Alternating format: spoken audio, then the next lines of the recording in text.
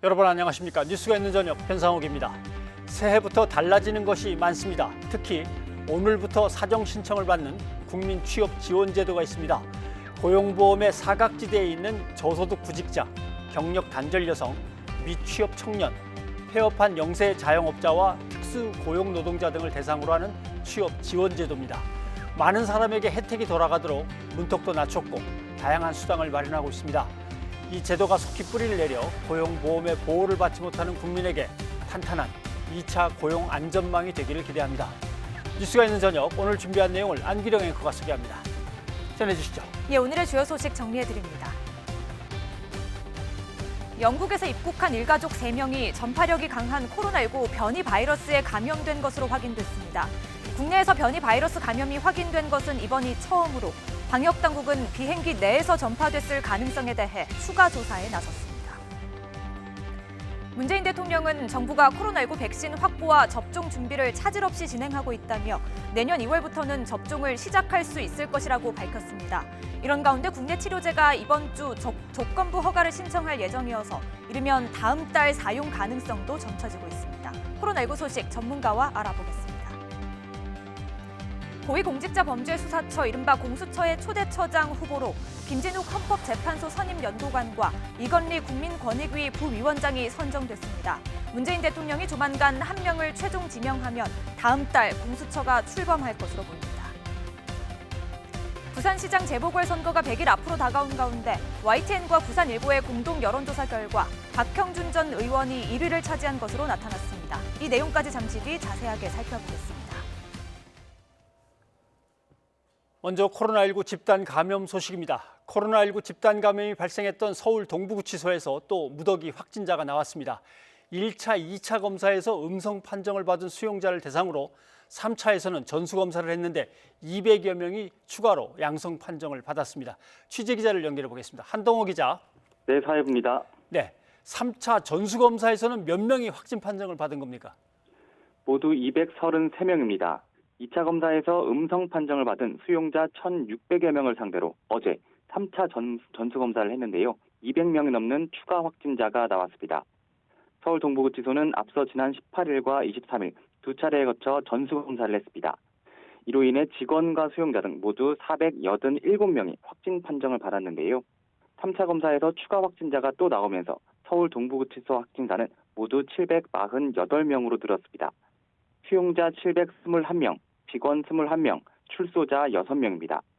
이들이 어떤 경로로 코로나19에 감염됐는지는 현재까지 확인되지 않았습니다.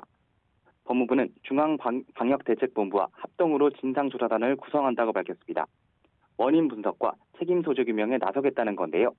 확진 수용자가 무증상, 경증인 경우 격리 수용 후 전담 의료진이 집중 관리하고 있고 중등증 이상인 경우 즉시 전담병원 입원 조치와 함께 형 집행정지를 건의하도록 조치하고 있다고 설명했습니다.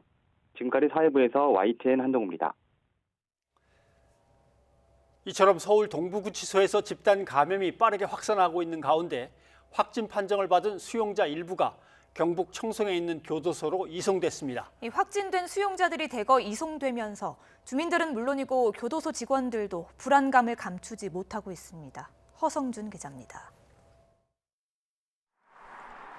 서울에서 출발한 호송버스들이 교도소 안으로 차례로 들어갑니다. 운전기사와 직원들은 모두 레벨 D 전신방호복을 입고 있습니다. 서울 동부구치소 확진자 수백 명이 격리치료를 위해 경북 청송에 있는 경북북부 제2교도소로 옮겨졌습니다. 이송 대상은 무증상이나 경증 확진자들로 기저질환자나 고령자는 동부구치소에 남았습니다. 청송교도소는 독거실 500개가 있는 데다 경비 등급이 높아 외부와 철저히 차단되는 곳입니다. 교정당국은 독거실에 확진자를 한 명씩 수용하고 완치 판정을 받으면 다시 서울 동부구치소로 이감할 예정입니다. 하지만 대규모 이송에 청송군 주민들은 크게 반발하고 나섰습니다.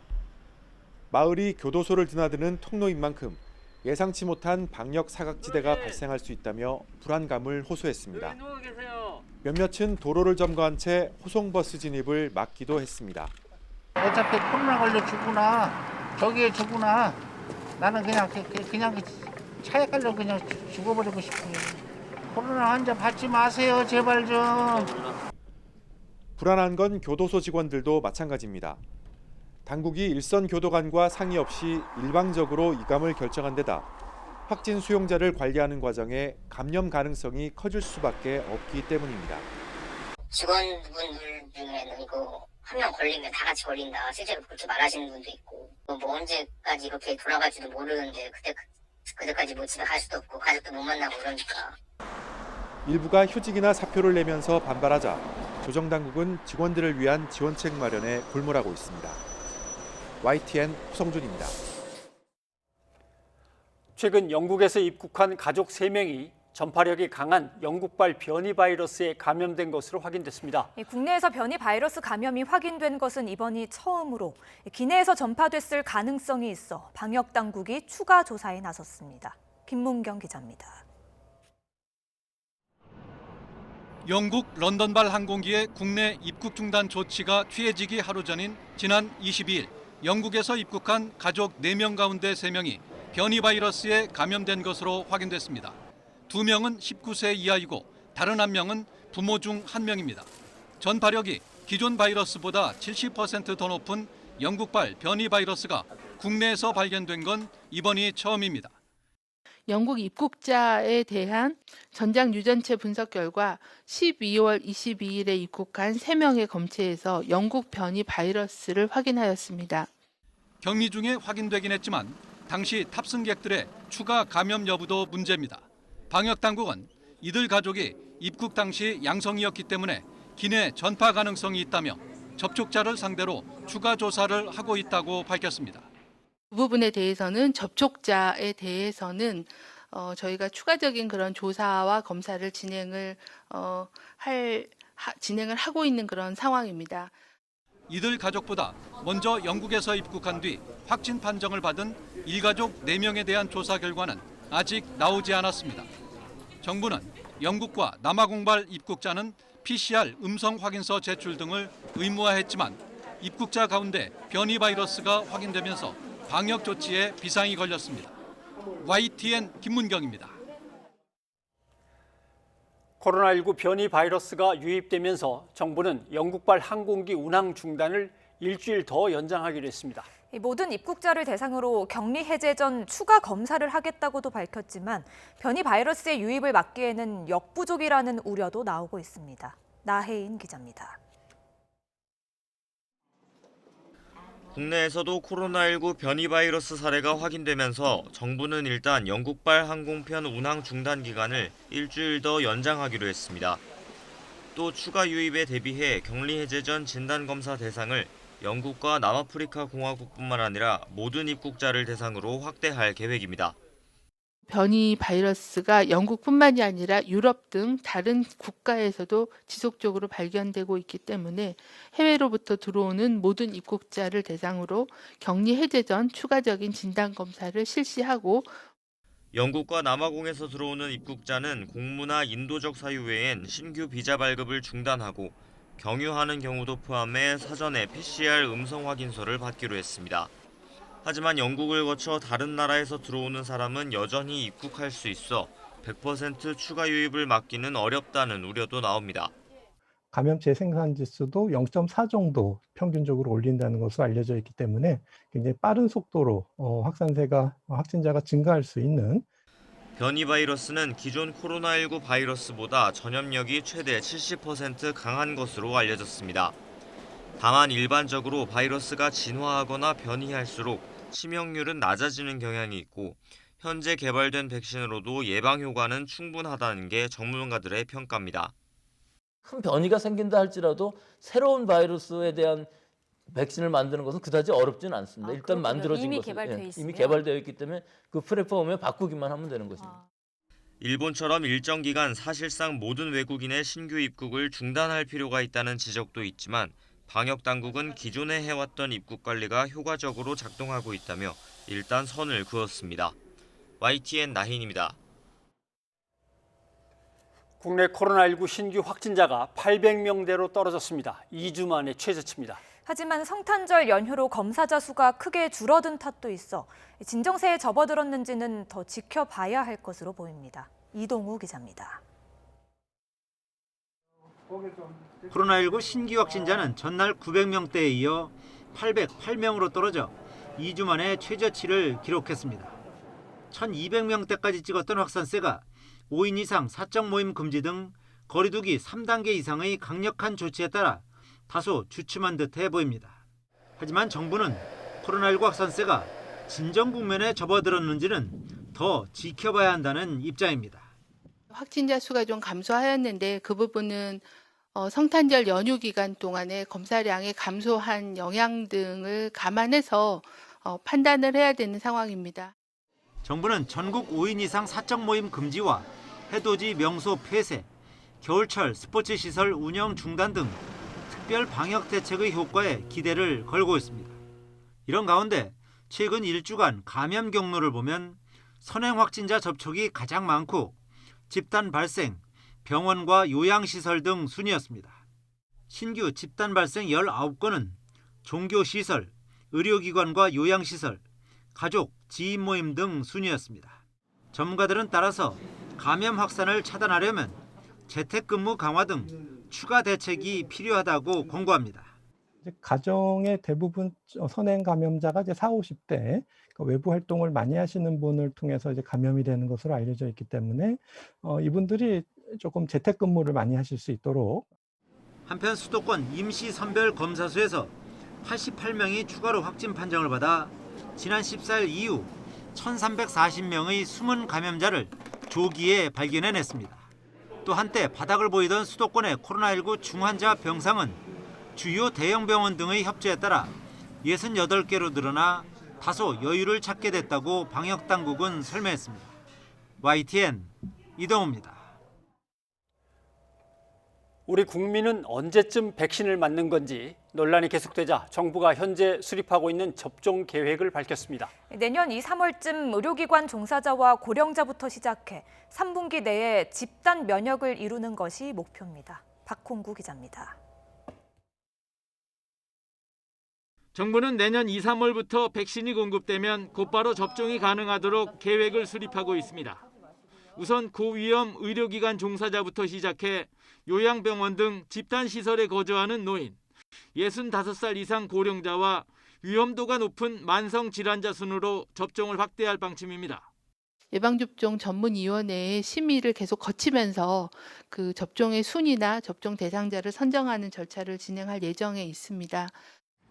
현재 정부가 계약을 체결한 백신은 아스트라제네카와 화이자 각각 1,000만 명분, 얀센 600만 명분을 합쳐 2,600만 명이 맞을 수 있는 분량입니다. 코백스 퍼실리티를 통해 구매하기로 한 1,000만 명분은 1분기 공급을 목표로 협의가 진행 중입니다. 따라서 2, 3분기쯤 되면 상당량의 백신 확보가 가능해지는 만큼 3분기 내에 국민 대다수에게 백신을 맞춰 집단 면역까지 이루는 게 정부의 목표입니다. 다만 몇 가지 불확실성이 남아 있습니다. 아스트라제네카나 얀센 같은 경우는 허가에 대한 이슈가 아직 남아 있는 상황이고 그 백신 생산량이나 유통에 문제가 생기는 등 백신과 관련해서는 불확실성이 상당수 있습니다. 정부는 또 백신 종류에 따른 특성을 고려해 접종 시행 기간을 2가지 방식으로 준비하고 있습니다. 화이자 등 영하 60에서 90도의 초저온 유통이 필요한 백신은 냉동고를 배치해 별도 접종센터를 운영하고 2도에서 8도의 냉장 보관이 가능한 백신은 다른 의료기관에 위탁해 접종을 시행하는 겁니다. 또 접종 후 이상 반응이 나올 경우 인가성이 확인된 피해는 국가 보상 체계를 적용할 방침입니다. 정부는 백신 접종과 관련한 세부적인 계획은 내년 1월중 확정해 발표할 예정입니다. YTN 박홍구입니다. 문재인 대통령은 코로나19 백신 접종 준비가 차질 없이 진행되고 있다고 확인했습니다. 그러나 백신 도입 시기를 둘러싼 정치권의 공방은 연일 뜨겁습니다. 나연수 기자입니다. 올해 마지막으로 열린 청와대 수석 보좌관 회의에서 문재인 대통령은 최근의 백신 논란에 직접 선을 그었습니다. 우리나라가 백신을 충분히 확보하지 못했다거나 접종이 늦어질 것이라는 염려가 일각에 있습니다. 사실이 아닙니다. 여러 달 전부터 가동한 범정부 지원 체계와 방침에 따라 이미 충분한 물량을 확보했고 돌발 상황에 대비한 추가분 확보를 추진하고 있다는 겁니다. 백신 도입 시기를 더 앞당기려는 노력도 하고 있다며 접종 시작 시기를 내년 2월로 내다봤습니다. 내년 2월부터 의료진, 노인 요양시설 등의 집단 수용자와 종사자 등 우선순위 대상자부터 접종을 시작할 수 있을 것으로 예상하고 있습니다. 더불어민주당 핵심 관계자도 YTN과의 전화 통화에서 내년 2월 백신 접종 계획을 확인했습니다. 나아가 4월부터는 일반인도 접종에 들어가 3분기, 즉 9월쯤에는 집단 면역을 형성하는 것을 목표로 방역 당국과 논의하고 있다고 전했습니다. 이미 정부가 확보한 4,600만 명분의 추가분을 더해 우리 국민의 120%에 해당하는 백신 물량을 준비하는 방안을 고위 당정청 회의에서 논의했다고 전했습니다. 이낙연 대표는 백신과 별도로 국산 치료제 사용 목표 시기도 구체적으로 언급했습니다. 식약처는 소정의 절차를 거쳐 치료제 승인 여부를 1월 중에 결정할 것으로 보입니다. 조기 치료에도 성공한다면 그것은 K방역의 또 하나의 쾌거입니다. 야권은 그러나 세계 각국이 접종에 들어갔는데 아직도 우리 정부는 말이 엇갈린다며 공세를 이어갔습니다. 대통령 비서실장께서 2월서부터 우리가 백신을 접종할 수 있다고 이렇게 말을 한데 반해서 총리께서는 아직도 확실하게 얘기할 수 없다. 도대체 우리가 누구의 말을 믿고 또 이 백신을 기다려야 하는 것인지. 국민의힘은 정부의 백신 확보에 초당적으로 협력하겠다는 입장이지만 내년 보궐선거를 앞둔 만큼 백신 공세 역시 쉽게 내려놓지 않을 태세입니다. 최대한 빨리 그러나 안전하게 언뜻 상충하는 것 같은 두 가지 목표를 동시에 달성해야 하는 청와대와 정부의 심적 부담도 갈수록 커지고 있습니다. YTN 나연수입니다. 변이 바이러스가 국내에 유입됐다는 소식에 우려가 커지고 있습니다. 천은미 이대 목동병원 호흡기내과 교수를 연결해서 얘기를 좀 더 들어보도록 하겠습니다. 교수님 나와 계시죠? 안녕하십니까? 네, 안녕하십니까? 네, 영국 변이 바이러스라고 부르기도 하고 변종이라고 하는 사람도 있지만 또 돌연변이 정도의 수준이다 이렇게 얘기하는 사람도 있어서 이 기존 바이러스하고 어느 정도 차이가 있는 겁니까? 네, 기존에 퍼지고 있는 바이러스에 비해서 영국에서 이제 11월 중순부터 유행을 했습니다. 예. 바이러스 자체가 감염력이 크게는 한 70% 정도, 재감염 지수가 0.4 정도가 높다고 알려져 있고요. 또 어린이들을 감염을 잘 시킨다는 특징이 있습니다.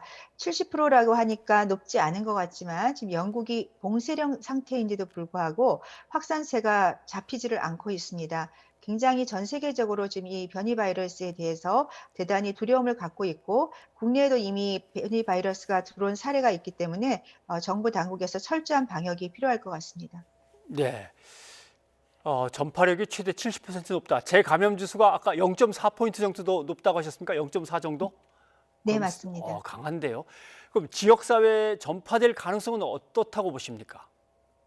지금 한 달 정도 유행을 했었고 유럽이랑 영국에서 이제 입국하신 분들이 꽤 있었을 겁니다. 그렇기 때문에 그러한 분들에 대해서 후양적으로 검사를 해봐야 될 것 같고요. 예. 이번에 이미 들어오신 분도 가족들이 3명 감염이 됐었고 또 이제 검사가 들어간 분도 있기 때문에 저는 아마 조금 우리나라에 이미 지역사회에 조금 들어와 있지 않을까 걱정을 하고 있습니다. 네, 일단 정부는 영국에서 들어오는 항공편을 23일부터 중단을 하고는 있는데 이미 다른 나라에도 좀 번졌다는 얘기도 있고 또 다른 나라를 돌고 돌아서 영국에서 오시는 분도 있을 수 있으니까 근데 이 정도로 그냥 영국에서 들어오는 것만 막아서 되겠습니까? 보통 유럽 같은 경우는 여러 나라를 거쳐오는 것이 있기 때문에 지금 정부 당국에서 우리가 격리 해제 전에 PCR 검사를 하시고 또 예. 입국할 때도 PCR 검사를 합니다만 영국만이 아니라 경유에 오는 유럽 미주발까지 저는 전부 다 PCR 검사 음성인 경우에 들어오게 하고 공항에서 입국할 때도 PCR 검사 음성 그리고 격리 해제 전에 PCR 검사 음성까지는 좀 철저하게 3단계로 방역을 하는 것이 좋을 것 같습니다. 네. 그동안에 백신 개발을 위해서 연구를 진행했는데 그 연구 대상자이던 그 바이러스가 아니고 또 변종이라고 하니까 지금 나온 백신으로도 이게 막을 수 있는 겁니까?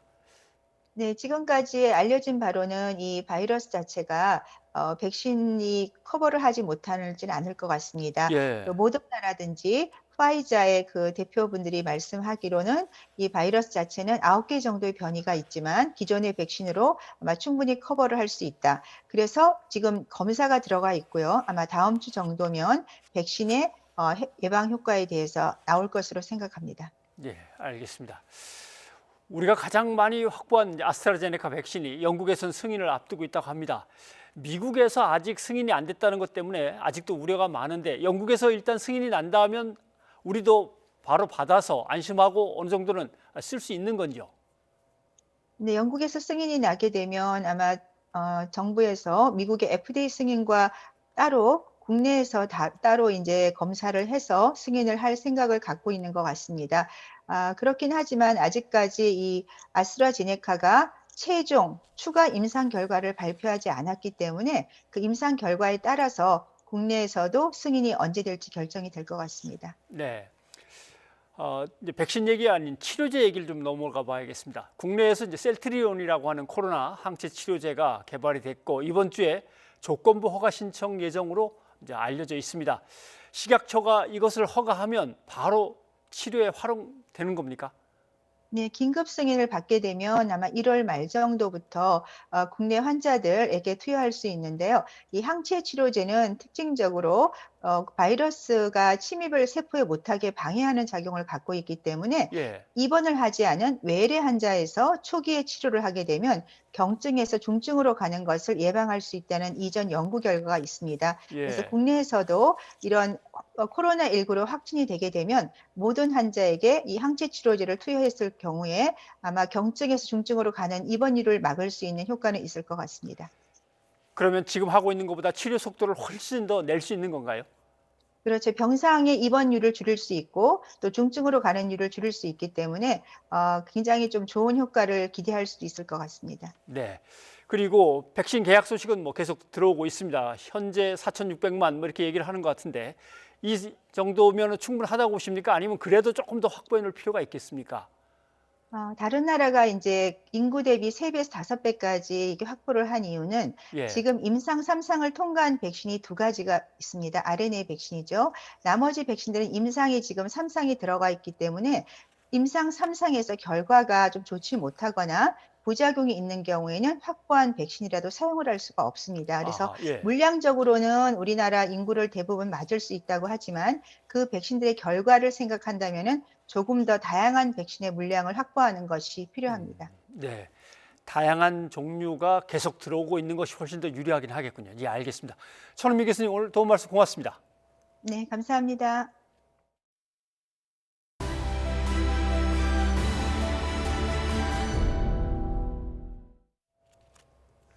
광주에서는 최근 요양원을 중심으로 코로나19 감염이 퍼져나갔습니다. 이번에는 확진된 요양보호사를 통해서 불똥이 인근 요양병원으로 튀었습니다. 방역당국은 요양병원 일부를 동일 집단 격리하고 전수조사에 들어갔습니다. 나현호 기자입니다. 광주 북구에 있는 요양병원입니다. 이곳에서 근무하던 요양보호사 A씨가 확진된 건 지난 27일. 같은 날 A씨가 일하던 병동 입원 환자까지 확진 판정을 받았습니다. 요양보호사 A씨는 주로 5층을 담당했던 것으로 확인됐습니다. 앞서 확진 환자가 속출한 에버그린 실버하우스 요양원이 감염 출발점이었습니다. 이곳 요양보호사가 사우나를 갔는데 이곳에서 만난 접촉자가 또 다른 모임에서 요양병원 요양보호사를 만난 겁니다. 지인 모임에 같이 갔습니다. 그 지인 모임은 친인척들끼리 모인 산소에 가는 방문 모임입니다. 그 중에 한 분이 요양병원 요양보호사였습니다. 요양원에서 시작된 코로나19 감염이 사우나를 거쳐 요양병원까지 번진 겁니다. 병원 내 감염이 우려되자 방역당국은 요양병원 5층 입원 환자 59명과 간호사 1명을 동일 집단 격리했습니다. 또 병원 전체 직원을 검사하는 등 감염 확산 차단에 비상이 걸렸습니다. YTN 나연호입니다. 수도권에 5인 이상 모임 금지 조치가 내려져 거리두기가 강조되고 있지만 여전히 거리두기가 지켜지지 않는 곳이 있습니다. 바로 대중교통입니다. 특히 출퇴근 시간 지하철이나 버스는 사람들로 가득해 추가 대책이 필요해 보입니다. 정현우 기자입니다. 아침 8시쯤 지하철에서 사람들이 쏟아져 나오고 출입문 앞에도 다닥다닥 붙어 섰습니다. 환승역에선 더욱 승객들이 뒤엉킵니다. 2호선과 3호선이 겹치는 교대역입니다. 환승 통로와 가까운 곳은 특히 이렇게 더 붐비는 모습입니다. 수그러들지 않는 확산세 속에 거리두기 2.5단계가 유지되고 있지만 출근길 풍경은 크게 달라지지 않았습니다. 빠른 출근이 된 것 같지 않아요. 이렇게 많이 붐비는 시간이 아니거든요. 근데 출근을 더 일찍 하려고 하시는 분들이 많아가지고 더 바빠진 시간이 된 것 같아요. 2호선 지하철에 직접 올라타봤습니다. 콩나물 시루가 따로 없습니다. 환기도 안 되는 공간에서 서로 빈틈없이 붙어있는 사람들. 그야말로 산밀 환경입니다. 마스크 착용을 한 상태도 조금 답답한 부분인데 사람까지 이렇게 있으니까 이동을 하는 중간에 어떤 그 부분에 대해서 감염이 되지 않을까 하는 어떤 무언의 좀 불안감은 없잖아 있습니다. 정부가 재택근무를 권고했지만 재택근무를 하기 어려운 직종이나 업체가 적지 않아 여전히 출퇴근 전쟁이 계속되고 있는 겁니다. 재택근무는 안 됩니다. 한 6시경 퇴근하면은 사람들이 많아가지고 그때는 걱정이 되는 거죠. 차 안에서 탔을 때는 얼굴을 좀 사람들이 없는 쪽으로 방향을 튼다든가. 현재 확진자 가운데 어디서 감염됐는지 경로를 알 수 없는 비율이 30% 가까이 이른 상황.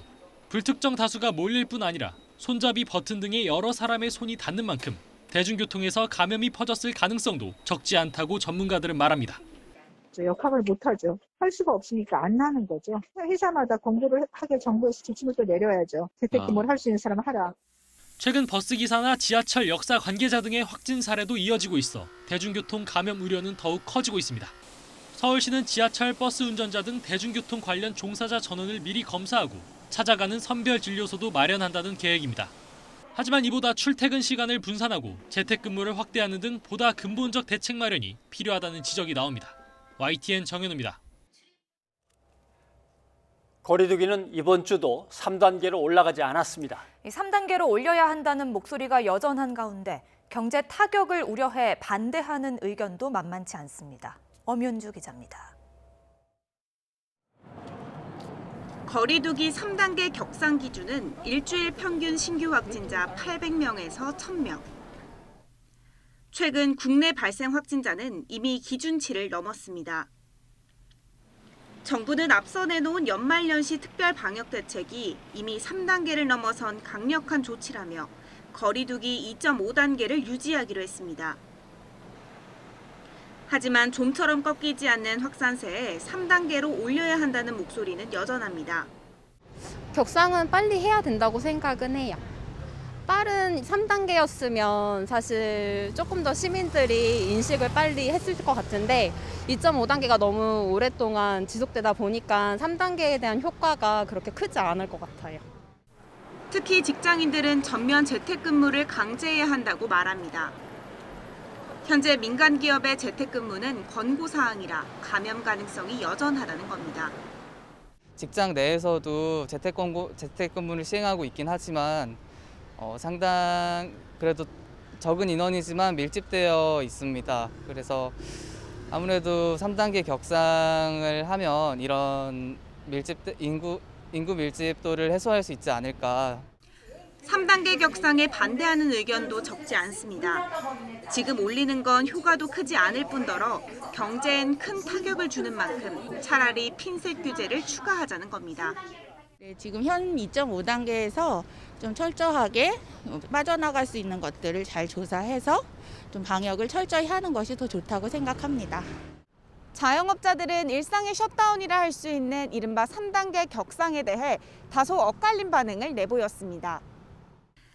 팔지 못한 음식 재료를 버리기 일쑤인 식당 주인은 아예 문을 닫고 대신 지원금을 줬으면 좋겠다고 하고 기본 재료만 준비를 해놔도 하루에 돈 10만 원이 까지는데 하루 매출이 10만 원이 안 되고 매일 재료도 버려야 되고 매일매일 준비하는 보이지 않는 부대 비용이 너무 많이 들어가기 때문에 포장과 배달이 잘 되고 있는 식당에선 닫으면 안 된다고 펄쩍 뜁니다. 저희 같은 경우는 손님을 매장에 안 받더라도 포장은 가능하잖아요. 3단계로 아예 문을 닫아야 되지 않습니까? 그래도 안 닫고 2.5단계로 그냥 연장해서 가고. 1년 내내 사회적 거리 두기가 이어지면서 국민의 자발적인 참여 동력도 떨어져 가는 시점. 확산 억제와 경제 살리기 사이에서 균형을 찾아야 하는 방역 당국의 고심은 더욱 깊어만 가고 있습니다. YTN 엄윤주입니다. 코로나19 사태를 끝낼 결정적인 열쇠로 백신이 꼽힙니다. 하지만 부작용 등의 우려도 여전한 상황인데요.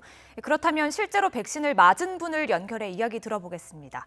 백신 접종이 시작된 미국의 미주리 대학병원 소속 박재석 목사가 연결돼 있습니다. 목사님 나와 계시죠? 네, 미주리 대학병원 원모 박재석입니다. 반갑습니다. 예, 목사님 안녕하십니까? 먼저 백신에 대해서 관심이 뜨겁습니다. 어떤 백신을 언제 맞으셨습니까?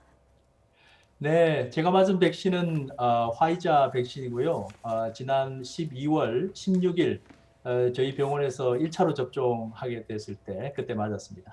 예, 미국에서 화이자 백신 접종이 14일에 시작됐으니까 비교적 빨리 맞으신 편인데요. 아무래도 병원에 계시기 때문에 접종 순서가 일찍 온 걸까요? 네, 제가 그 1차 접종 대상자가 된 건 지난 3월부터 미주리 대학병원 어린이 중환자실과 그리고 일반 중환자실의 코로나 중환자들을 돌봐왔기 때문입니다. 특별히 그 임종을 직접 도와드리고 왔는데요. 그리고 저처럼 그 의료인은 아니지만은 코로나 병동에서 그 식사를 배달하시는 분들, 그리고 예. 병실을 청소하시는 분들, 이분들도 1차 접종 대상에 이렇게 포함이 됐죠. 예, 그렇다면 백신 접종 과정은 어땠는지 설명 좀 해주시죠. 일반적인 독감 백신을 맞을 때랑 비슷한가요? 네, 제가 11월에 독감 주사를 맞았는데요. 그렇게 비교를 해봤을 때 바늘이 이제 들어가는 느낌이 없었던 것은 독감 주사랑 비슷했어요. 예. 그런데 이튿날 이제 출근해 보니까 저는 왼쪽 어깨 부분을 맞았는데 그 부분이 이제 그 간호사가 이야기했던 것처럼 좀 욱신거리더라고요, 오전 내내. 그리고 근데 그 통증도 이제 오후에는 없어져 버렸어요. 예. 그리고 이제 그 접종 과정에서 조금 특별한 일은 이제 본인 확인 외에 아무래도 이게 자발적인 접종이다 보니까 예. 동의서에 이제 서명을 한 거하고 그리고 이제 접종 이유를 쓴 이제 카드를 들고 저는 이제 거기다가 이제 임상 과정을 믿는다라는 이제 그런 글을 써서 이제 셀카를 찍는 시간이 있었던 게 좀 특이했죠, 아무래도. 아무래도 좀 기념적인 접종이다 보니까 셀카를 찍는 구역도 따로 지정이 되어 있군요. 네, 그렇습니다. 예, 통증은 일반적인 독감 백신을 맞을 때랑 비슷하다고 하셨는데요. 16일에 백신을 맞으셨으니까 열흘 정도 지났습니다. 후유증은 없습니까? 어떤가요? 네, 후유증 같은 거는 전혀 없고요. 다만 이제 아까 말씀드린 것처럼 첫날에 이제 잠깐 주사 맞은 부위가 약간 통증이 있었던 거, 예. 이제 그 정도였죠. 그 외에는 뭐 특별한 그 부작용이라고 하는 그런 다른 분들은 보니까 조금 이제 근육통도 있고 그리고 좀 열이 나서 이제 해열제를 드셨다는 그런 분들도 있으시긴 있으시더라고요. 그런데 이제 저 같은 경우는 그런 부분이 전혀 없었습니다. 예, 그런데 언론 보도를 통해서 미국에서 백신 접종 이후에 후유증이 있었다, 호흡 곤란이나 쇼크 등의 사례가 보고되기도 했거든요. 접종을 네네. 신청하실 때 좀 걱정되는 부분은 없으셨나요? 아무래도 이게 이제 처음 시도되는 거고 그러다 보니까 저도 처음에 걱정을 했었죠. 예. 근데 이제 이제 어느 정도 이제 팩트를 체크를 해보니까 그리고 이제 아시겠습니다만 미국 FDA 식약청에서 이제 긴급 사용 승인을 낸 건데 예. 그렇다면 일단 기본적인 그 안전, 즉 이제 이 주사를 맞았을 때 누가 죽는다든지 이런 것에 대한 기본적인 안전성은 저는 좀 이제 보장이 된 게 아닌가 그런 생각을 이제 먼저 했고요. 그런데 이제 그거보다 더 중요했던 부분은 뭐냐면 여러분도 아시겠습니다만은 이게 이제 11월 중순부터 미국이 이제 거의 3차 이제 대유행 속에서 저기 서부나 동부에 있는 그런 대도시뿐만 아니라 제가 있는 이 중부에까지 이제 큰 영향이 왔어요. 그리고 예. 거의 한 달 이상을 제가 매일 이제 중환자실에서 돌아가시는 그 어르신들 모습을 보면서 저도 이제 피로감이 이제 몰려오더라고요. 그리고 정말 아무것도 해드릴 수가 없고 이렇게 이제 어려운 그 상황 속에서 뭐 저뿐만 아니라 같이 일하던 동료 의사들도 그런 어려움을 토로하고 간호사들도 마찬가지고 그렇게 이제 심리적으로 또 영적으로 굉장히 힘든 시기에 이 백신이 이제 긴급 승인이 돼서 나온 거예요. 예. 그러니까 조금의 이제 좀 그 어려움이 있다고 할지라도 그 당시에 제가 아유 그 정도 위험은 감수할 수 있다 그렇게 예. 하고 정말 저한테는 뭐 어둠 속에 한 줄기 빛과 같은 그런 상황이어서 맞게 된 거죠. 예, 말씀해 주셨던 것처럼 미국의 코로나19 상황이 좀 엄중하다 보니까요. 미국에서 백신 불신 현상이 있었는데 이게 좀 누그러지지 않았나 싶습니다. 접종자가 이제 200만 명 가까이 된다고 하던데요. 현재 분위기 어떻습니까? 맞습니다. 많이 달라진 것 같아요.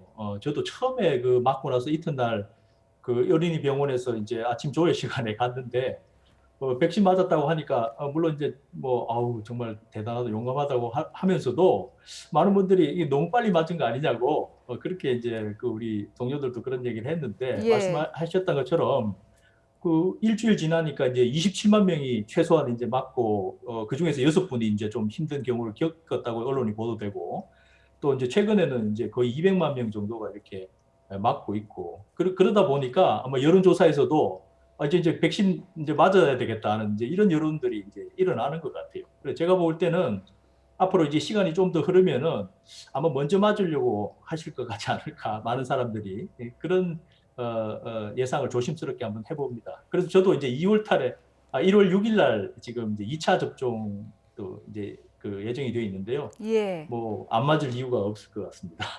예, 2차 접종이 남았다고 이야기를 해주셨는데요. 한국에서는 내년 초에 이제 백신 접종이 시작될 예정입니다. 먼저 맞아보신 분으로서 이야기 좀 해주시죠. 예, 어쨌든 이게 처음 나온 것이고 그리고 이제 그리고 또 새로운 방식이고 제가 맞은 건 화이자나 모더나 이런 백신들은 그러니까 아무래도 거기에 대해서 좀 이게 안전할까? 이렇게 생각하는 건 저는 당연한 반응이라고 생각합니다. 예. 그러나 제가 꼭 말씀드리고 싶은 건 막연한 두려움 가지실 필요 없다는 거죠. 그 증거를 여러분이 지금 보고 계시고요. 제가 맞을 때도 이제 아까 말씀드린 것처럼 2만 명 정도가 화이자 백신 맞았었는데 일주일 만에 이제 최소 27만 명, 그 중에 이제 6분은 아까 말씀드린 것처럼 이제 어려움을 겪으셨지만 회복되셨고 열흘 만에 200만 명. 앞으로 이제 저희 지역에서는 1월부터 소위 말하는 이제 교사나 그리고 또 그 경찰관들 또 대형 식료품점에서 일하는 이제 공동체를 유지시키는 필수 요원들까지 이제 맡게 되시거든요. 예. 그렇게 되니까 앞으로 특히 이제 한국에서는 2월 3일, 2월이나 3월에 이제 뭐 맡게 된다고 저도 오늘 보도 들었습니다만 뭐 저희 부모님을 포함해서 이 방송 보시는 모든 분들이 정말 더 좋은 또 안전성과 효능이 확인된 그런 백신 잘 맞게 되시기를 그래서 이 코로나 이 지옥 같은 상황들 우리가 잘 극복해낼 수 있게 되기를 기원합니다. 예, 목사님 체험담 공유해 주셔서 감사드리고요. 2차 접종까지 잘 마치시고요. 그 이후에도 뭐 기회가 되면 이야기 들어볼 수 있으면 좋겠습니다. 목사님 오늘 말씀 잘 들었습니다. 고맙습니다.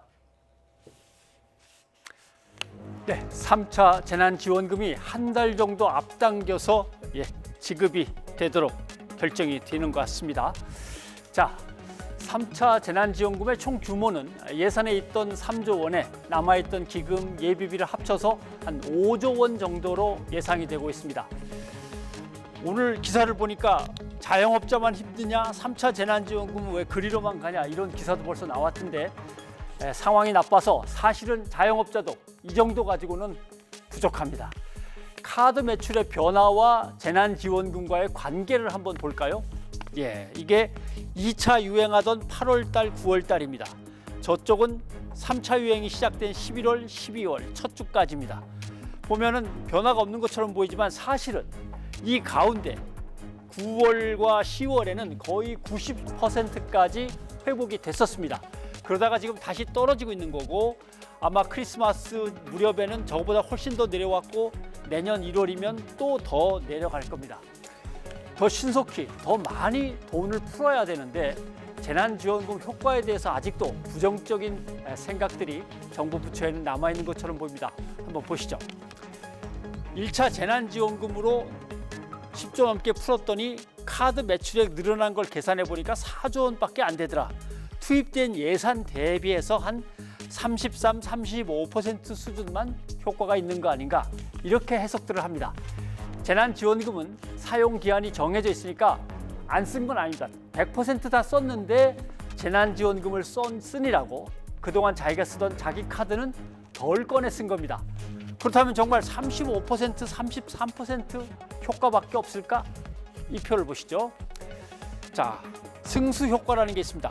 재난지원금을 지급하면 소비자들은 그걸 쓰죠. 그러면 가게는 소득이 증가합니다. 그럼 그 가게는 데리고 있던 직원을 내보내려다가 어느 정도 소득이 올라오니까 고용을 유지할 수 있고, 고용 유지가 된 종업원은 다시 나름대로 밖에 나가서 자기 돈을 쓸 수 있고, 이렇게 돌려면은 1년 내지 2년 정도는 걸리는 승수 효과가 있습니다. 또 재난지원금은 이렇게 효과가 천천히 눈덩이처럼 조금씩 커지는 거기도 하지만 또 이런 것도 있습니다. 국민이 35% 쓰고 나머지 65%를 주머니에 넣고 있으면 그건 그냥 사라지는 걸까? 아닙니다. 그거 역시 소득이 돼서 휴업으로 힘들 때나 아니면은 직장에서 일자리를 잃게 됐을 때 다 꺼내 쓰면서 국민 경제를 버티는 힘이 됩니다. 한번 보시죠. 독일 정부를 한번 보겠습니다. 독일 정부는 소상공인에 대해서는 지난해 매출의 75%를 무조건 현금으로 지급을 했습니다. 그러다가 상태가 나아져서 중단됐었는데 다시 3차 대유행으로 내년 1월 10일까지 셧다운을 하게 되니까 이번에 15조 원 정도를 풀어서 휴업하는 점포에게 고정비용의 90%를 무조건 지급하기로 했습니다. 결국 가게가 완전히 문 닫지 않고 그래도 거의 휴업 상태로 버티도록 한 겁니다. 지금의 코로나19 확산세를 봐서는 우리도 정부 여당의 4차 재난지원금 논의가 시작돼야 됩니다. 풀 때는 풀어야겠습니다. 변상욱의 앵커 리포트였습니다.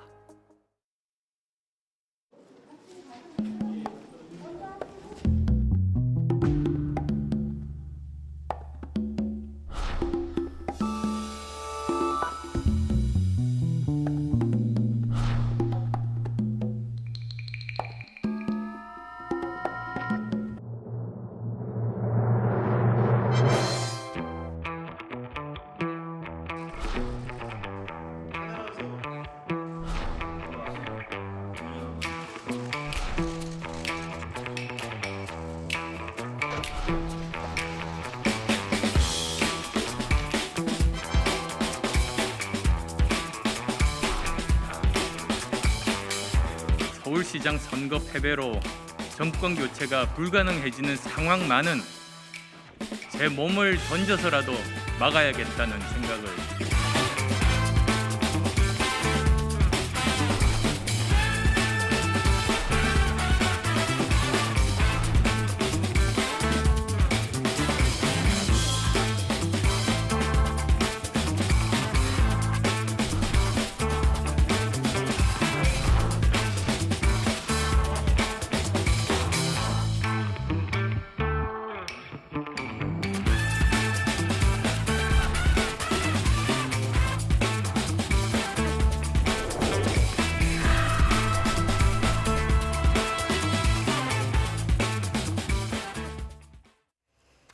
부산시장 재보궐선거가 100일 앞으로 다가온 가운데 YTN과 부산일보의 공동 여론조사 결과 박형준 전 의원이 1위를 차지했습니다. 부장원 기자입니다.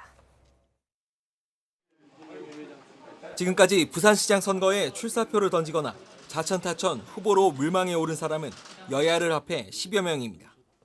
이들을 대상으로 YTN이 부산일보와 함께 리얼미터에 의뢰해 후보 적합도를 조사했습니다.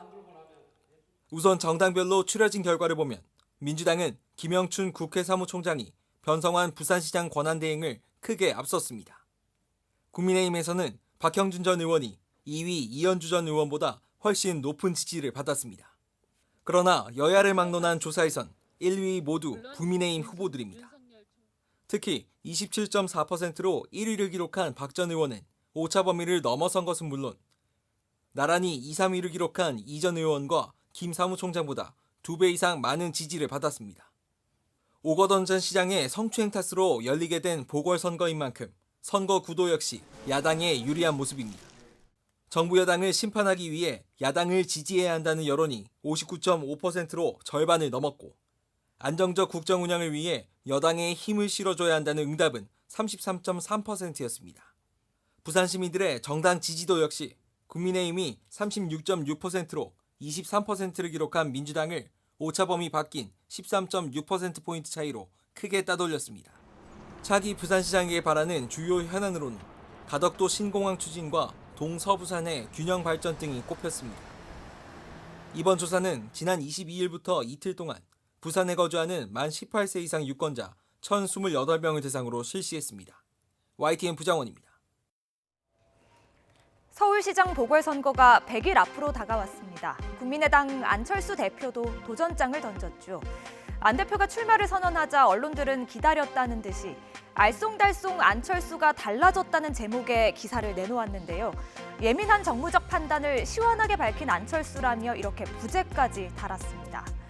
그런데 재밌는 점은 이 같은 안철수가 달라졌다는 제목의 기사를 언론들이 해마다 쏟아내고 있다는 것인데요. 8년 전인 지난 2012년 언론들은 안 대표가 18대 대선에 출마하겠다고 직설적으로 표현했다며 안철수가 달라졌다는 기사를 작성했습니다. 이듬해에도 안 대표의 목소리와 외모, 행동 모두 달라졌다며 안철수가 달라졌다는 제목의 기사를 또 선보였고요. 이후에도 거의 매년 달라진 안철수를 소개하는 언론 보도가 빠짐없이 등장했습니다. 지난 2018년 서울시장 출마 선언 직후에도 또 앞서 전해드린 대로 올해 출마 선언 이후에도 이처럼 안철수가 달라졌다는 기사가 또 나타났습니다.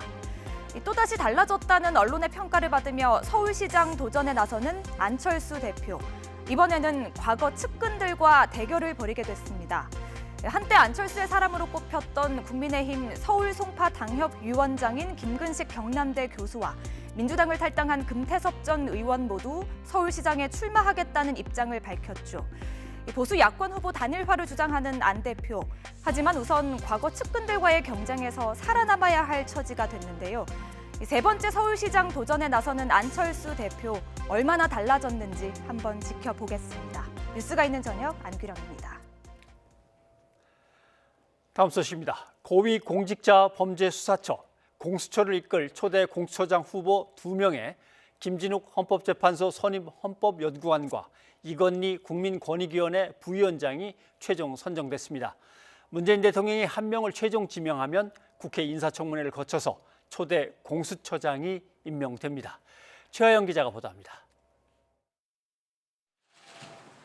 고위공직자범죄수사처법이 시행된 지 166일 만에 대통령에게 추천할 초대 공수처장 후보 2명이 결정됐습니다.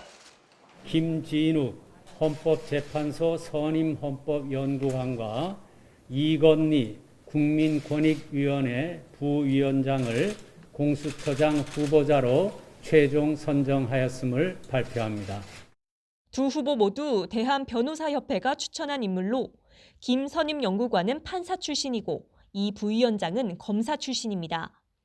회의는 추천위원 7명이 모두 참석한 상태로 시작했지만 표결에 참여한 건 야당 추천위원을 제외한 5명뿐이었습니다.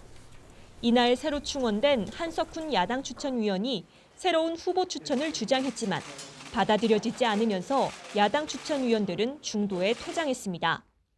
저는 면면을 봤을 때 지금 현재 제출돼 있는 후보들만으로는 심사 대상자만으로는 그런 중요한 자리를 맡을 분이 별로 안 보여서 이에 국민의힘은 야당의 검증 권한을 박탈한 무효라며 법적 대응을 예고했습니다.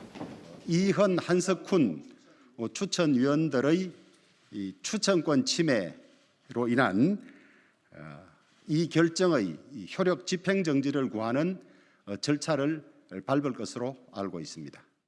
반면 민주당은 중립성과 공정성 면에서 훌륭한 공수처장 후보라고 추켜 세웠습니다. 그러면서 다음 달 공수처 출범을 위한 속도전에 나서기로 했습니다. 국민의힘은 이제는 공수처 출범을 막을 수 없다는 사실을 명심하고 공수처 출범에 적극 협력해야 할 것입니다. 추미애 법무부 장관 역시 회의를 마친 뒤 후보 추천에 환영의 뜻을 밝혔습니다. 여러 가지 이유로 늦었지만 그러나 늦게나마 이렇게 훌륭한 두 분의 후보를 추천할 수 있게 돼서 다행스럽게 생각합니다.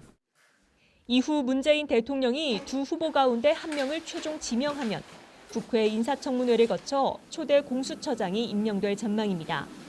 다만 국민의힘 반발 속에 인사청문회 과정에서도 진통은 불가피해 보입니다. YTN 최아영입니다.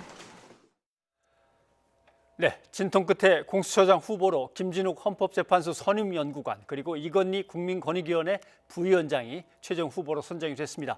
박지훈 변호사와 연결해서 후보들 면면을 좀 알아보도록 하겠습니다. 박 변호사님 나와 계시죠? 네, 안녕하세요. 박지훈입니다. 예, 지금 자가격리 중이십니까? 예, 뭐 음성 받았는데 예. 밀접 접촉자로 분류가 돼 자가격리 중입니다. 네, 음성 받으셨는데 아마 밀접 접촉자로 분류가 되신 모양이군요. 네. 자, 오늘 공수처장 후보가 두 분이 마지막으로 선정이 됐습니다. 그렇죠. 한 분은 헌법재판소의 연구관, 한 분은 국민권익위원회의 부위원장. 두 후보 소개를 좀 해주시죠. 일단은 김진욱 헌법재판소 선임연구관 같은 경우는 원래는 법관 출신이었는데요. 예. 법관을 하다가 변호사 활동을 좀 오래 했었고요. 변호사 활동을 하다 2010년부터 계속적으로 헌법재판소에서 연구관 활동을 했습니다. 그래서 중립적 인사가 아니냐 이렇게 분류가 되고 있고요.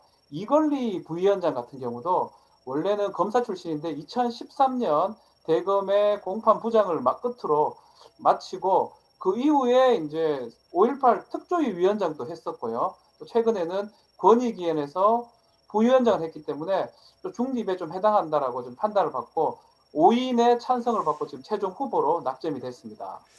글쎄요.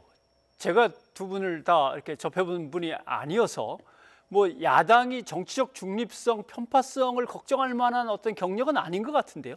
예, 일단은 대한변협에서 추천한 사람들입니다. 예. 대한변협에서 추천한 사람 중에 2인이 된 거고요. 지난번에 전향정 변호사가 있는데 그 사람 같은 경우는 법무부 장관이 추천했던 경우거든요. 그래서 야당이 좀 우려할 수가 있었는데 좀 우려할 여지는 좀 적어 보이는 뭐 그럼에도 불구하고 야당 입장에서는 일단은 야당이 원하는 인사가 아니었기 때문에 이번에도 좀 반대를 하는 모양새고요. 어쨌든 간에 검사 출신인 이건희 부위원장까지 지금 포함된 상황입니다. 예. 한 사람은 검사 출신, 한 사람은 판사 출신. 대통령이 어떤 정무적인 판단을 할지 모르겠습니다만 어느 쪽으로 기울 것 같습니까? 그래도 초대 공수처장이잖아요. 뭐 이거 쉽게 뭐 예단하기는 어렵지만 그럼에도 검사 뭐 이건희 부회장이 문제가 있다는 건 절대 아니고요. 예. 검사 출신보다는 좀 법관 출신, 판사 출신으로 좀 기울어지지 않을까. 저는 개인적으로 예상을 하는데 뭐 이건희 부위원장이 된다 하더라도 뭐 중립성이나 뭐 이런 부분에서는 큰 문제는 없을 거라고 생각이 듭니다. 예. 자, 그럼 이제 앞으로 남은 절차는 어떻게 됩니까? 언제쯤 공수처가 정식으로 출범하게 될까요? 예, 대통령은 2인 중에 임명을 할 거고요. 그 임명한 사람은 인사청문회 절차를 거쳐가지고 이제 최종적으로 임명이 될 것인데 아마 새해부터는 공수처 물적 시설은 거의 완비가 돼 있습니다. 다만 차장도 임명을 해야 되고요. 차장 포함해서 검사 25명을 또 인사위원회 거쳐서 임명을 해야 되고 수사관들 뽑아야 되고 그러면 아마 1월 초, 1월 중순 정도 돼야지만이 물적, 인적 시설이 완비가 될 것으로 보입니다. 네. 사실 국민들은 그동안 공직 사회를 지켜본 어떤 느낌으로는 공수처가 출범하면 다 뒤집어가지고 모든 부정부패 비리를 확 뽑았으면 뭐 이렇게 얘기를 하겠지만 사실은 뭐 검찰이 2,000명인데 50명 정도 되는 공수처 가지고 그렇게 하기는 어려울 거고 첫 번째 사건 어떤 게 될까요? 뭐 사실은 공수처가 있다는 게 뭐 모든 것을 막 그 고위공직자 범죄 특히 검사들의 어떤 모든 것을 한다 이렇게 많은 국민들이 오인할 수 있는데 그렇지는 않고요. 예. 인원수가 많지 않기 때문에 그것은 불가능하고 다만 견제를 할 수 있는 상황이 되겠죠. 그리고 일각에서는 뭐 윤석열 총장의 이른바 지금 판사 사찰 같은 그 공직자 범죄 같은 경우는 가능성이 있지 않을까라고 추측은 하고 있는데요. 뭐 그게 1호 사건이 될지 안 될지는 말 수가 없습니다. 예. 일단 검찰총장도 해당 사항이 되고 수사 기소의 대상이 되기 때문에 공수처에서 뭐 1호 사건을 뭘 할지는 알 수는 없지만 대상은 되지만 지금 그 사건의 어떤 성숙도나 이런 걸 봤을 때는 그게 된다고 단정을 할 수 없고요. 좀 지켜봐야 될 거 아닌가 생각이 듭니다. 네. 자, 그리고 법무부는 윤석열 총장 징계 집행정지 결정에 대해서 이에 불복하고 또 항고를 했습니다. 이건 어떻게 진행이 됩니까? 네, 즉시 항고라고 표현합니다. 법원 결정에 대해서 7일 이내에 이제 즉시 항고인데 이전에 법무부에서 지금 직무 배제 결정에 대해서는 즉시 항고를 하지 않았는데요. 요 부분 즉시 항고를 했는 상황이고 요 부분 지금 1월 초순 정도에 지금 판단을 지금 받을 것 같습니다. 다만 이 즉시 항고를 했을 때 원심에서 했던 부분을 특별하게 뭐 변경 사항이 있거나 특별하게 잘못된 어떤 판단이 있다면 변경될 여지가 있지만 그게 아니라면 상황 변경이 없다 그러면 변경의 가능성은 적습니다. 과연 지금 법무부에서 어느 정도 자료를 지금 준비했는지 그것을 좀 봐야 될 것 같고요. 그것에 따라서 판단이 좀 달라지지 않을까 생각이 듭니다. 네. 그리고 조국 전 장관의 부인 정경심 동양대 교수의 1심 선고가 났고 그 이후로도 사실은 여론이 가라앉지는 않습니다. 여론이 크게 나뉘어지는 것 같습니다. 심지어 1심 재판부에 대해서 탄핵소추안을 발의해달라 이런 청원에 벌써 40만 명 넘게 참여를 했고 한편으로 또 여론조사를 해보면 1심 선고가 합당하다는 의견도 절반을 넘습니다. 이걸 어떻게 받아들여야 될까요? 판결이 지금 뭐 이런 말 좀 하기 그렇지만 진영에 따라서 좀 달라진 것 같습니다. 진영 자체가 정부를 좀 지지하는 쪽, 조국 장관을 지지하는 쪽이면 재판 결과 잘못됐다고 얘기하고 조국 장관을 좀 비판하거나 뭐 그런 경우는 지금 판결이 잘 됐다라는 식으로 지금 얘기를 하고 있는 상태고요. 뭐 103조 이런 경우는 사실은 뭐 재판의 독립성 이런 것들이 잘못됐다라는 얘기로 보이는데 뭐 그럼에도 불구하고 이게 뭐 탄핵이 이 청원의 결과로 탄핵될 것 같지는 않습니다. 지금 상황상 봤을 때는 진영에 따라서 좀 정치 지형에 따라서 재판의 결과가 잘 됐다, 잘못됐다라고 하는 것 같다는 생각이 좀 듭니다. 네. 해당 판결문이 한 570쪽 정도 된다고 들었습니다. 판결문을 나중에라도 다 읽어보셨을 텐데 제일 문제가 되는 부분은 어디라고 보십니까? 판결문 상당히 길죠. 판결문이 뭐 책같이 책 정도라고 보면 될 것 같습니다. 그만큼 공소 사실도 많았고요. 공사실에 대해서 다툼의 여지가 많았기 때문에 하나하나 판결문에 적시가 됐는데 뭐 여러 가지 뭐 얘기들이 나오고 있지만 다 얘기는 뭐 드릴 수가 없고요. 가장 좀 2심, 3심에 가서 문제가 될 만한 게 뭐 증거 수집 관련돼서일 것 같아요. PC 이제 관련해서 동양대 강설교실에서 취득한 건데 그 부분을 위법한 증거라고 이제 인정을 하면서 증거 채택에 대해서는 그냥 쉽게 좀 인정을 했거든요. 그 부분에 대해서 아마 변호인 측에서는 많이 다툴 거로 생각이 들고 2심에서도 아마 쟁점이 될 거로 생각이 듭니다. 뭐 그 이외에도 허위 작성했던 부분을 특히 이제 인터넷 참석했냐 안 했냐 이런 부분에 대해서 실제로는 참석을 했는 걸로 보이는데 이거는 뭐 판결문을 봤을 때는 디풀이나 뭐 이런 얘기가 나오고 있어요. 뭐 아니면 이 행사 준비하기 전에 간 거다. 이런 부분은 사실관계에서 좀 문제가 있을 수도 있기 때문에 이런 건 또 다툼이 되고 사모펀드나 증거인멸죄보다는 표창장이나 이 입시 비위 관련된 부분 많이 2심에서 다툼의 여지가 있지 않을까 이렇게 예상이 됩니다. 네, 알겠습니다. 그건 또 항소심에서 계속 한번 저희가 지켜보면서 설명을 드려야 될 것 같습니다. 오늘 변호사님 고맙습니다. 예, 감사합니다.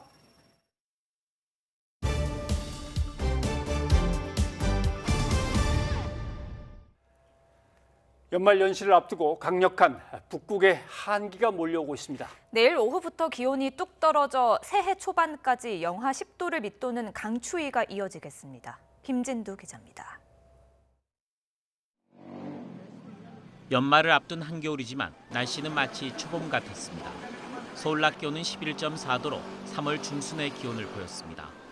하지만 하루 만에 초봄은 사라지고 강력한 동장군이 찾아오고 있습니다. 오후부터 찬바람이 강하게 불며 전국 곳곳에 비나 눈이 내리고 기온도 급강하겠습니다.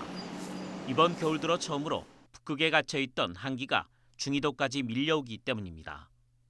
세미틀 강타한 이번 한파는 새해 초반까지 길게 이어질 전망입니다. 2020년 마지막 날에는 서울 기온이 영하 13도, 체감온도는 영하 20도까지 곤두박질하겠습니다. 새해에도 영하 10도를 밑도는 한파가 계속되며 전국이 꽁꽁 얼어붙겠습니다. 5km 상공에 영하 30도 안팎의 찬 공기까지 머물면서 우리나라로 유입되는 찬 공기의 강도가 매우 강하겠고 1월 4일부터 또다시 차가운 대륙 고기압이 확장하면서 추위가 길게 이어지겠습니다. 한파와 함께 폭설도 동반되겠습니다. 모레부터 서해안과 제주도, 울릉도, 독도 등 섬 지역에는 한방눈이 쏟아질 것으로 보입니다. 제주 산간과 울릉도, 독도에는 최고 50cm, 서해안에도 최고 30cm의 눈폭탄이 예상됩니다. 기상청은 연말 연시를 강타한 한파와 폭설에 계량기 동파 등 시설물 피해와 함께 비닐하우스 파손, 교통사고 등의 눈피해도 우려된다며 주의를 당부했습니다. YTN 김윤우입니다. 성탄절 아침 미국을 뒤흔든 테네시주 내슈빌 시내의 차량 폭발 사건. 용의자는 현장에서 자폭한 것으로 보입니다. 수사당국은 공범이 없는 단독범 행으로 보인다고 밝혔고 당시 폭발 영상도 공개됐습니다. 최문석 기자입니다. 내슈빌 차량이 폭발한 성탄절 아침 경찰 차량에 찍힌 영상입니다.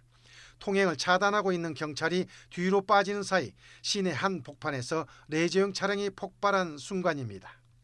화염과 함께 강력한 폭발의 충격으로 잔해가 멀리 경찰 차량 근처까지 날아올 정도였습니다. 이 폭발로 3명이 다치고 40여 곳의 인근 상점이 파손되고 유리창이 깨지는 큰 피해를 입었습니다. 수사당국은 폭발 현장에서 발견된 유해와 DNA가 일치한 내슈빌에 사는 63살 앤서니 퀸 워너를 용의자로 지목했습니다. 또 이 용의자가 자폭했으며 단독 범행이었다고 결론지었습니다. And we can tell you that Anthony Warner is the man believed to be responsible for this horrible crime. There is no indication presently that anyone else was involved in this crime.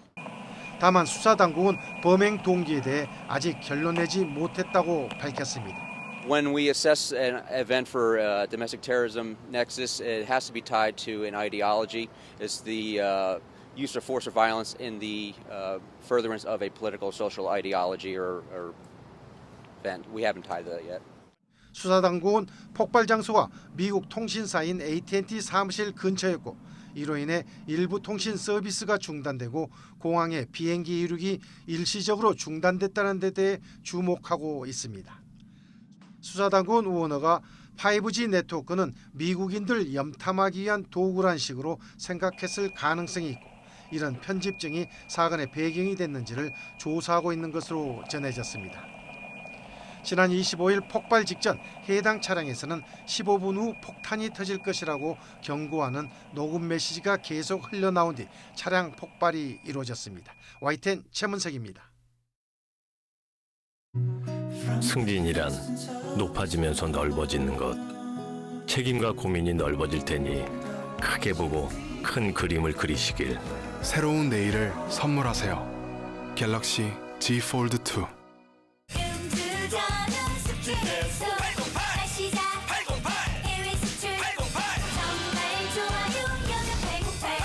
신제품 여명천사. 여명천사? 정말 좋아요. KT Enterprise 4. Bank. Hotel. City. Hospital. Insurance. Factory. KT 엔터프라이즈가 대한민국 기업의 디지털 혁신을 이끌어갑니다. Digital Transformation Partner. KT Enterprise. 시청취자 여러분의 의견 소개해드립니다. 네, 초대 공수처장 후보가 2사람으로 좁혀져 추천되었다는 소식 전해드렸는데 의견들이 많이 들어왔습니다. 2071님, 일단 공수처를 출범시키고 점차 좁게 발전시켜서 언제까지 정쟁만 하고 이러고 있을 때입니까? 네, 빨리 발전시킵시다 이렇게 해주셨군요. 예, 이어서 코로나19 사태와 관련해서 9330님, 나만 아니면 된다는 안일함이 아닌 나도 걸릴 수 있겠다는 경각심을 가져야 합니다 하셨습니다. 네, 2813님은 2020년을 돌아보면 코로나로 시작해서 코로나로 끝날 것 같아 안타깝습니다 라고 해주셨습니다. 예, 참 안타까운 상황인데요. 크리스마스 연휴 이후 코로나19 확산세가 어떻게 될지 걱정이 큰 상황입니다. 네, 국민 개개인은 사적인 삶도 있지만 주권자로서의 공적인 삶도 있습니다. 그래서 우리가 민주공화국이죠. 나를 넘어서 우리를 생각하는 마음들이 더 깊어질 거라고 믿어봅니다. 저희는 내일 다시 찾아뵙겠습니다. 여러분 고맙습니다.